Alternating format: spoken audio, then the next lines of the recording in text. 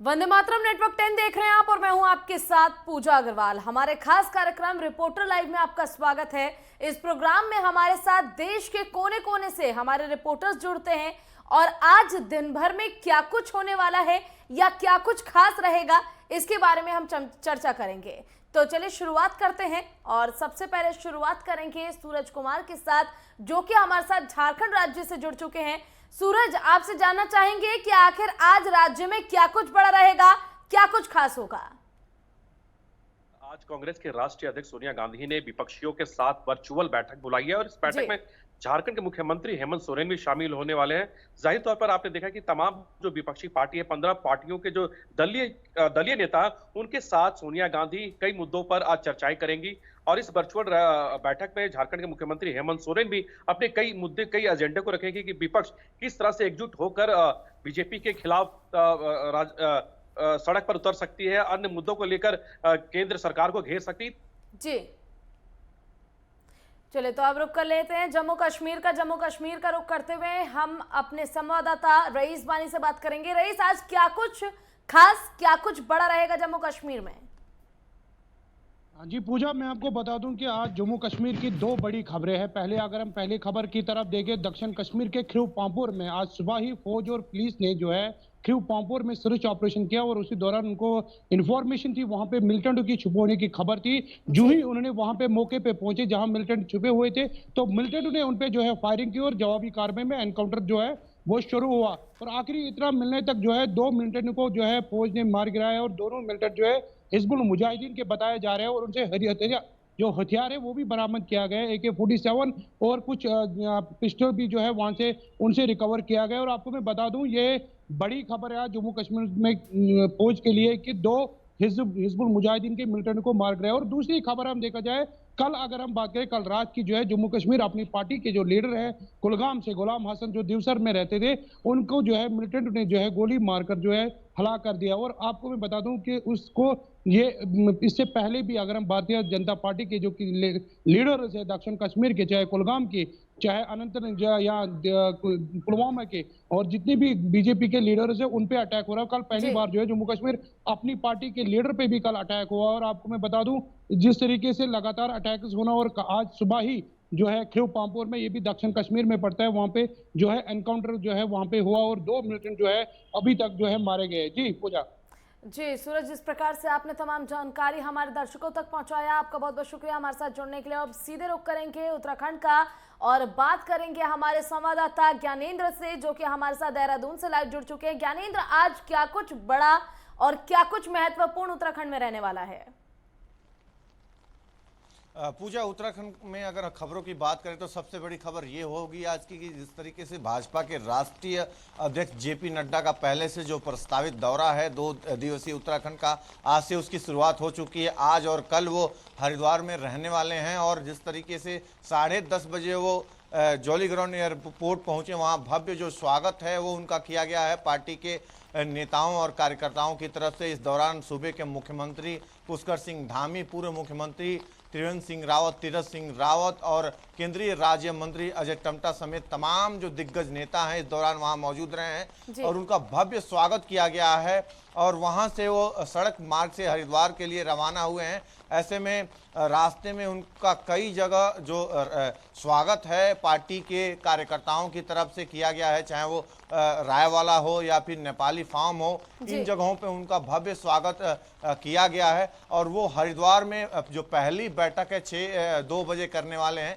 Total जो 6 बैठकें हैं वो 2 दिनों के अंदर उनकी होने वाली है। इसके अलावा 2 जो कार्यक्रम हैं वो होंगे। अगर आज की बात कर ले तो 4 बैठकें JP नड्डा करने वाले हैं, जिसमें 2 बजे जो बैठक होगी वो भी सभी जिला अध्यक्षों के साथ, जो पार्टी के जिला अध्यक्ष हैं उनके साथ हरिद्वार में बैठक होगी। और ये दौरा काफ़ी महत्वपूर्ण है क्योंकि जिस तरीके से आगामी 2022 में विधानसभा का चुनाव है और इसके पहले जिस राष्ट्रीय अध्यक्ष का दौरा भाजपा के लिए काफ़ी महत्वपूर्ण है। जो सांसद हैं, विधायक हैं, उनके साथ भी बैठक आज रखा गया है। इसके अलावा जो पार्टी के पन्ना प्रमुख हैं उनके साथ भी उनकी बैठकें रहेंगी और अन्य जो भी संगठन से जुड़े हुए समूह हैं सभी के साथ उनकी जो बैठकें हैं आज रखी गई हैं। और आज कहीं ना कहीं सभी पदाधिकारियों के साथ जो बैठकें होंगी उनमें पार्टी का कहीं ना कहीं जो रणनीति है 2022 को लेके उस पर चर्चा होगी और कई तरह की जो फीडबैक है राष्ट्रीय कमान को मिली है उसको लेके जो वो निर्देश भी प्रदेश उत्तराखंड को दे सकते हैं जेपी नड्डा। ऐसे में आज का दिन भाजपा के लिए काफी महत्वपूर्ण होगा। आगामी रणनीतियों को लेके हरिद्वार में मंथन हो रहा है और ये मंथन कल भी जारी रहेगा।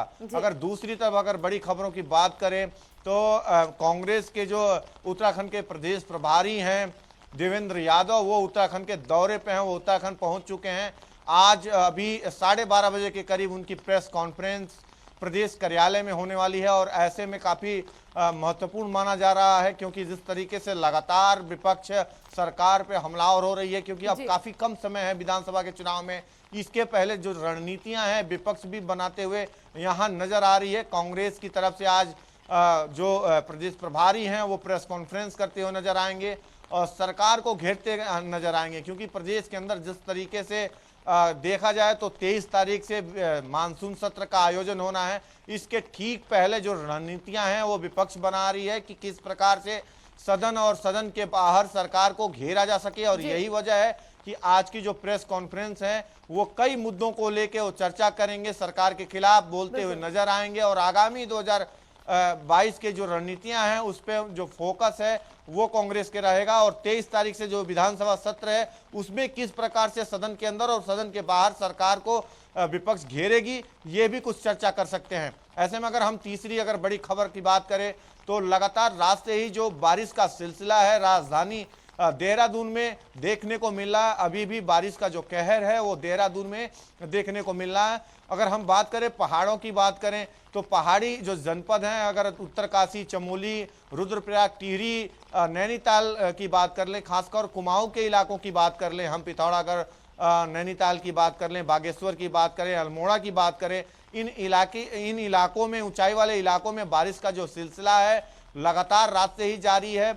और जिस तरीके से मौसम विभाग ने जो संभावनाएं जाहिर की हैं कि अगले 24 घंटे उत्तराखंड में बारिश का जो सिलसिला है जारी रहेगा और जिस तरीके से बारिश की वजह से हम देखने को ये मिल रहा है कि जो बद्रीनाथ हाईवे मार्ग है वो कई जगह भूस्खलन की वजह से अवरुद्ध पड़ा है और ऐसे में स्थानीय प्रशासन की तरफ से उसे खुलवाने का भी काम किया जा रहा है। अगर हम देखें तो पहाड़ी इलाकों में खास तौर पे अगर हम बात करें रुद्रपुर, चमोली और उत्तरकाशी जिले की, टिहरी जिले की, इन इलाकों में कई ऐसे मार्ग हैं जो अवरुद्ध पड़े हुए हैं क्योंकि अक्सर बारिश के समय जिस प्रकार से आपने हमें 3 बड़ी खबरें बताई, ऐसे में हम सीधे तौर पर समझ सकते हैं कि कहीं ना कहीं आज राजनीतिक गलियारों में हलचल होगी क्योंकि बीजेपी के राष्ट्रीय अध्यक्ष जेपी नड्डा उत्तराखंड पहुंचेंगे और ऐसे में बारिश को लेकर भी लोगों को अलर्ट रहने की जरूरत है क्योंकि एक बार फिर से मौसम विभाग की ओर से बारिश की चेतावनी दी गई। आपका बहुत बहुत शुक्रिया तमाम जानकारी हमारे दर्शकों तक पहुंचाने के लिए।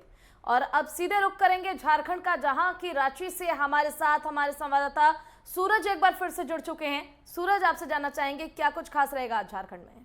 देखिए, मैंने पहली खबर आपको बताई कि किस तरह से आज कांग्रेस के राष्ट्रीय अध्यक्ष सोनिया गांधी ने विपक्षियों की बैठक बुलाई और बैठक में झारखंड के मुख्यमंत्री हेमंत सोरेन भी शामिल होंगे क्योंकि उनकी सबसे बड़ी पार्टी है झारखंड में झारखंड मुक्ति मोर्चा और झारखंड के मुख्यमंत्री भी है और उनके पिता शिबू सोरेन जो राज्यसभा से सांसद भी है। तो जाहिर तौर पर कई स्ट्रेटेजी आज की इस बैठक में तैयार होगी क्योंकि आपने देखा कि 15 पार्टियों के जो मुख्य नेता उनके साथ साथ मुख्यमंत्री हेमंत सोरेन भी इस वर्चुअल बैठक में शामिल होंगे। जाहिर तौर पर इस बैठक में कई मुद्दे यहाँ पे होंगे, चाहे केंद्र की बात हो या फिर स्टेट की बात हो, क्योंकि केंद्र में ऐसे कई मुद्दे आपने देखा कि संसद ठीक से नहीं चल पाई, उन मामलों को भी लेकर कहीं ना कहीं यहाँ पे चर्चाएं की जाएगी। किसानों की जो आंदोलन थी उसे किस तरह से धारदार बनाया जाए उस मैटर पे भी कहीं ना कहीं से चर्चा की जाएगी।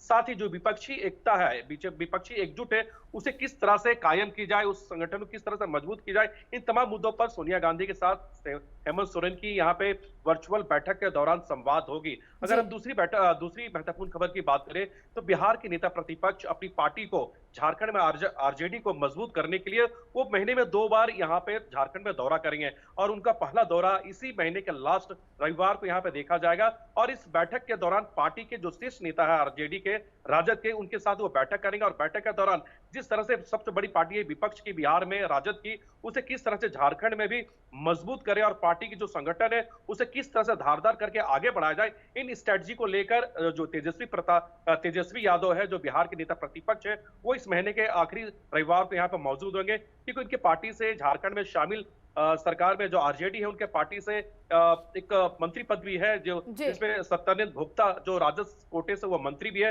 तो कहीं ना कहीं पार्टी भी फिलहाल झारखंड में बहुत कमजोर है, उसे किस तरह से धारदार बनाया जाए, किस तरह से मजबूत बनाया जाए, इन तमाम मुद्दों को लेकर तेजस्वी यादव महीने में 2 बार झारखंड का वो दौरा करेंगे। अगर हम तीसरी महत्वपूर्ण खबर की बात करें तो पूर्व प्रधानमंत्री राजीव गांधी की 77वीं जयंती पर आज प्रदेश में कई कार्यक्रम का आयोजन किया गया है। इस दौरान झारखंड प्रदेश के जो अध्यक्ष है रामेश्वर उरांव, वो आज रांची के वरिष्ठ नागरिक पार्क का वो उद्घाटन करेंगे और राजीव गांधी के ऊपर लिखे गए पुस्तक का विमोचन करेंगे। यही नहीं कि पूरा प्रदेश में राजीव गांधी के जयंती को लेकर पूरे प्रदेश में सुबह से ही जो कार्यकर्ता वो धूमधाम से वो इस आयोजन को रूपरेखा दे रहे हैं और इस आयोजन को धूमधाम से वो मना रहे हैं। अगर हम चौथी और महत्वपूर्ण खबर की बात करें तो मुहर्रम को लेकर आज पूरे प्रदेश में हर्षोल्लास है और पूरे प्रदेश में धूमधाम से यह त्योहार मनाया जा रहा है और इसे लेकर झारखंड के जो राज्यपाल है रमेश बैस और मुख्यमंत्री हेमंत सोरेन ने प्रदेशवासियों को शुभकामनाएं भी दी है। और जहां तक अगर हम मौसम की बात करें तो फिलहाल झारखंड की अगर मौसम की अगर हम बात करें तो प्रदेश में कई जिलों में रुक रुक के बारिश हो रही है, लेकिन सबसे सुखद यह है कि बारिश की जो जिस तरह से मौसम वैज्ञानिकों ने अलर्ट जारी की थी कि प्रदेश में कई जिलों में मूसलाधार बारिश होगी, गर्जन भी होगी, लेकिन फिलहाल इस तरह का जो वाकया है वो सामने नहीं नजर आ रही। क्योंकि और ब्रेक के बाद सीधे रुख कर लेते हैं देश की राजधानी दिल्ली का, जहां से हमारे साथ हमारे संवाददाता अजय चौहान लाइव जुड़ चुके हैं। अजय, क्या कुछ आज खास रहेगा दिल्ली में, क्या कुछ बड़ी खबरें? ये सबसे बड़ी बात तो है कि आज जिससे कैसा मानसून ने करवट बदली है और दिल्ली में राहत मिली है लोगों को गर्मी से। आज सुबह से ही आसमान में बादल छाए हुए थे और हल्की हल्की बूंदाबांदी भी हो रही है, बौछार से हो रही है। हाँ, ये जरूर है कि जिस तरीके से 3-4 दिन लगातार उमस रही थी उसको लेकर के आज दिल्ली में वालों को राहत मिली है, क्योंकि आज लगाया जाए कि मानसून ने सही कहा था कि जिस तरीके से शुक्रवार से हो सकता है कि मानसून में बदलाव किया जाए, तो आज उसी उम्मीद को देखा जाए मानसून की जो कहावत थी वो सही निकली। आज सुबह से ही मौसम जो ठंडा है और हल्की हवाओं के साथ बौछार भी हो रही है। मुझे दूसरी बड़ी खबर है कि जिससे कि कल योगी आदित्यनाथ दिल्ली आए थे और शाम करीब 12 बजे तक रात को अमित शाह के घर पर मीटिंग चल रही थी। चुनावों को लेकर के सबसे बड़ी रणनीति को तैयार किया गया था। जो उनके विपक्षी दल जो सहयोगी थे, जो उनके सपोर्टर में थे, जो गठबंधन था, उनमें कुछ अनबन चल रही थी, लेकिन हाँ रात अमित शाह के घर पर वो सहमति बन ली गई है, जिसमें कि 25 से 20 सीटें उनको दे दी जाएंगी, जिसमें कि कुछ जो चुनाव होंगे उनके चुनाव चिन्ह पर होंगे, क्योंकि ये सबसे बड़ा फैसला लिया गया है कि चुनाव यूपी चुनाव को लेकर के।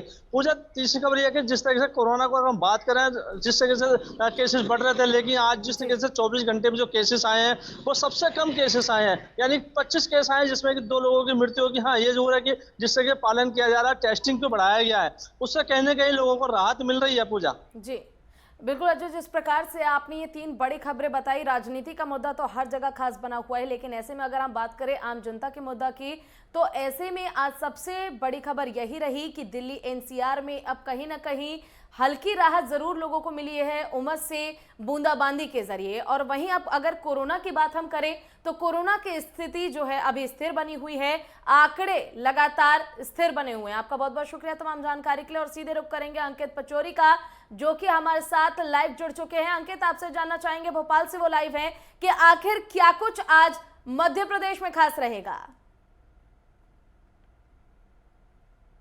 भोपाल में बीजेपी की जन आशीर्वाद यात्रा यहाँ पर निकाली जा रही है, जिसमें केंद्रीय मंत्री वीरेंद्र कुमार जो है लोगों का आशीर्वाद ले रहे हैं, लोगों के बीच जा रहे हैं। जो सैनिक के संगठन है, जो सैनिक हैं, पूर्व सैनिक हैं, उनके परिवार हैं, उनसे मिलने के लिए जा रहे हैं। जो धर्मगुरु हैं उनसे मिलने के लिए आज केंद्रीय मंत्री जो हैं वीरेंद्र कुमार, वह जन आशीर्वाद यात्रा में जा रहे हैं। साथ ही शाम को आज बीजेपी कार्यालय में जो प्रदेश का मुख्यालय है वहां पर आज शाम को वीरेंद्र कुमार पहुंचेंगे और तमाम जो कार्यकर्ता बीजेपी के हैं उनसे मुलाकात करेंगे, उनसे चर्चाएं करेंगे।